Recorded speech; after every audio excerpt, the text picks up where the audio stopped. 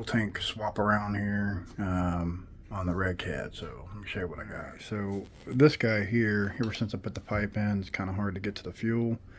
So what I want to try to do is to rotate this around. Basically what I'm going to do is undo these screws here, and then there should be, looks like there's 4 or so on the bottom there to kind of slide the whole ass end back.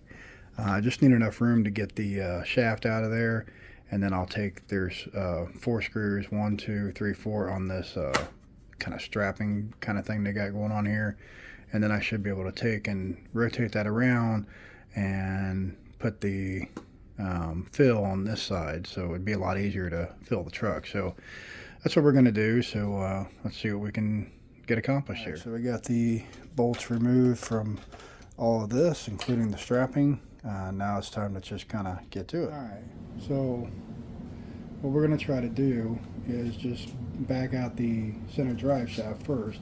So I'm going to kind of pull this back a little bit if I can, just to release that. Gotta lift up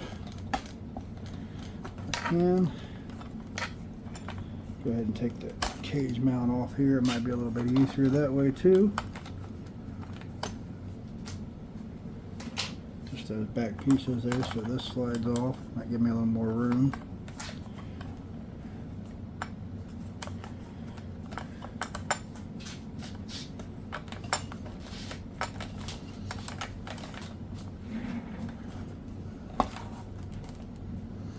Almost there.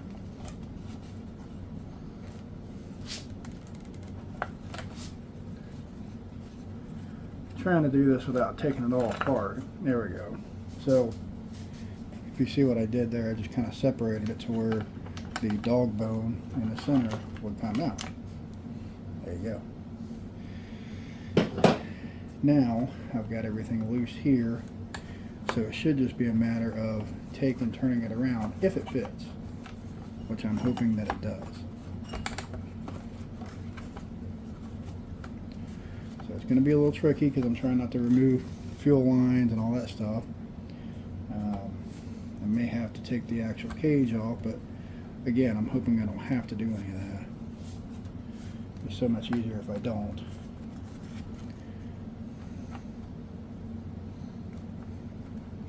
I do have just a little bit of fuel in here that I'm trying not to spill everywhere. So it's kind of a process that I probably shouldn't be doing this way, but I'm going to try it. Okay, so I got that out, swapped it around. Not too terribly bad. I'll have to get this back on that side. Put the bottom back on here, like so. Now, alright, so let's just see if this fits in like I think that it will.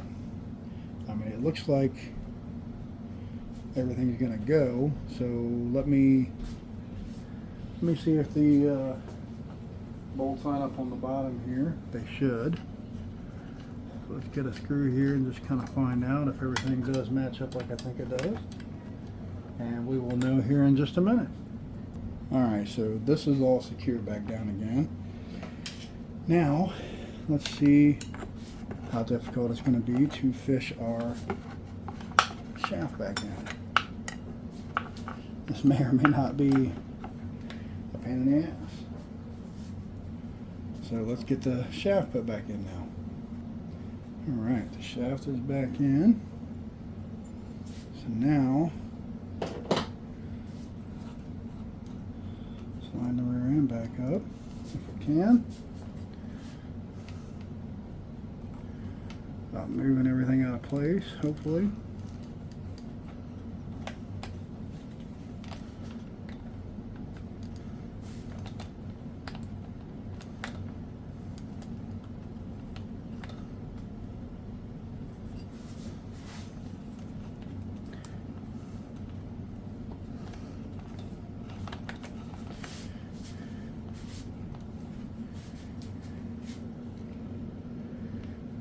This is the tricky part, guys.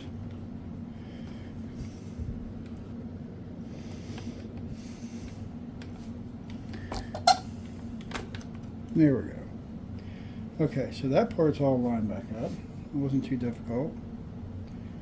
Let me see if I can sneak this plate back under.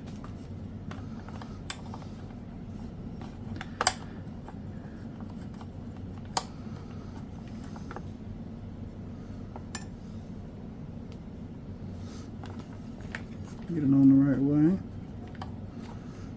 If I can get one side under first, I'll work on the other.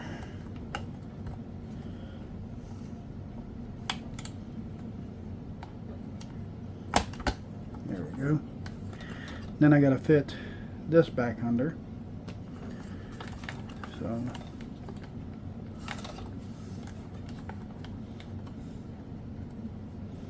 my big hands under there.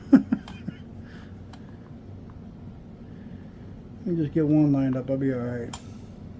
It's somewhat lined up.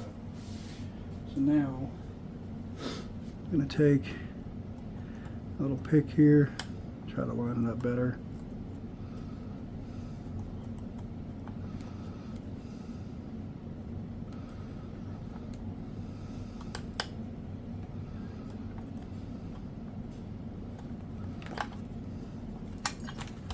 May have it in there wrong. I don't know. There we go. So I'll secure those two screws first.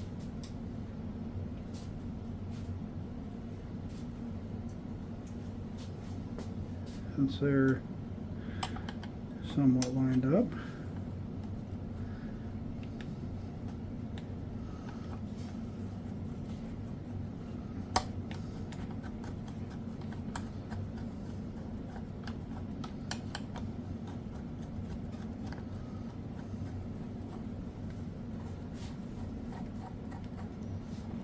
One. You never want to do it all at one shot either. You just kind of want to work it in, and that way if you need to move something, you can, or if something's not quite lined up, you can still wiggle it around till it catches like I'm doing right now. There we go. Then I'll go ahead and lock these down. Now this is going into plastic too, so you don't want to torque on them too much.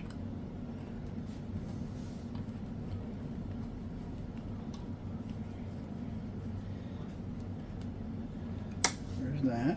Okay. And then probably going to go after these right here. Well, first I think go ahead and put the clips back in so it holds together. I don't have to worry about that. Coming back out there anyway.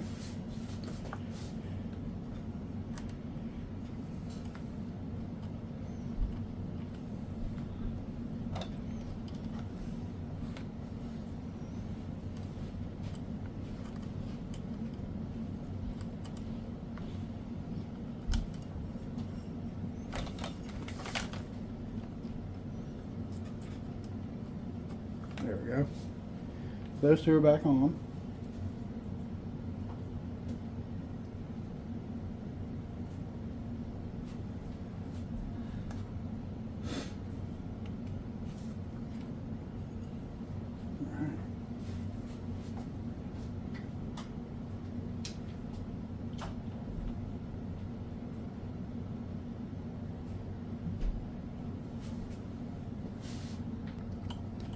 Alright, so those are secured back on now. Now we can put the rest of it back together. So we'll get the bottom back together and then I'll put you guys back on. Alright, there she is. So I've got the tank relocated over here to where it's accessible with the fuel now. And I also rerouted my fuel lines, if you can see that there. Kind of shorten them up a little bit to where they're not hanging up on anything. Should be fine. As long as everything doesn't contact with the exhaust, I think I'll be all right. It will no longer get in the way. Sometimes it would get in the way of the whatever that thing is down there that contacts with the clutch carrier, whatever.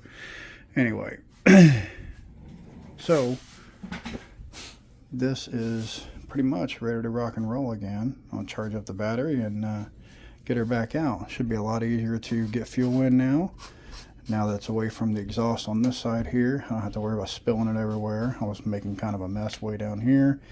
So now I'm good to go. This is what I cut off on the fuel. The little one here was for the top supply to the carburetor, and this is for the bottom supply on the carburetor. So again, should be ready to rock and roll. I don't think it's going to hurt anything. And now I'm ready to rip and have a little bit of fun with this guy. Guys, I really appreciate it. I love working on this thing here. It's pretty easy. Anything that I need to do is pretty accessible. I mean, it's just a beast of a truck. It's definitely one of my favorites. So look for it coming up here soon. I'll probably get that one out and the other Redcat and just kind of tour around, show you some differences, and just kind of have a little bit of fun. So thanks, guys. I really appreciate it.